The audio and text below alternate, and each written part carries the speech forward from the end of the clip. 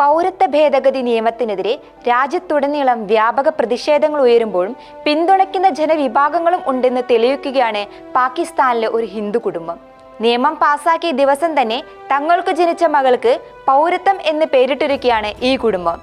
ഡൽഹിയിലെ മജ്നൂക്കാത്തിലയിൽ സ്ഥിതി ചെയ്യുന്ന അഭയാർത്ഥി ക്യാമ്പിൽ കഴിയുന്ന കുടുംബമാണ് കുഞ്ഞിന് പൗരത്വം എന്ന് അർത്ഥം വരുന്ന നിഗ്രിക്ത എന്ന പേര് നൽകിയത്.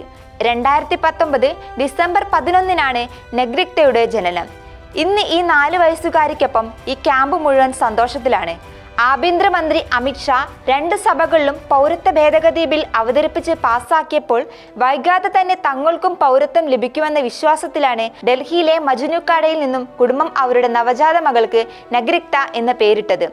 7 വർഷമായി പൗരത്വത്തിന് വേണ്ടിയുള്ള പോരാട്ടത്തിനൊടുവിൽ തന്റെ മകൾ ജനിച്ച ശേഷം പൗരത്വം ലഭിക്കുമെന്ന് തങ്ങൾക്ക് ഉറപ്പുണ്ടായിരുന്നെന്നും അതുകൊണ്ടാണ് കുഞ്ഞിന് ഈ പേര് നൽകിയതെന്നും കുഞ്ഞിന്റെ അമ്മ പ്രതികരിച്ചു. ഇനി പാകിസ്ഥാൻ പൗരനെന്ന കുത്തുവാക്കുകൾ തങ്ങളുടെ പേരിൽ നിന്ന് മാറുകയും താനും ഇന്ത്യക്കാരി എന്ന് അഭിമാനത്തോടെ പറയാൻ കഴിയുകയും ചെയ്യുമെന്ന സന്തോഷത്തിലാണ് ഈ കുടുംബം. റിപ്പോർട്ടുകളുടെ അടിസ്ഥാനത്തിൽ 750ഓളം പാകിസ്ഥാനി ഹിന്ദുക്കളാണ് ഡൽഹിയിലെ മജ്നൂക്കാടയിൽ അഭയാർത്ഥികളായി താമസിക്കുന്നത്. Seed news, Kozhikode.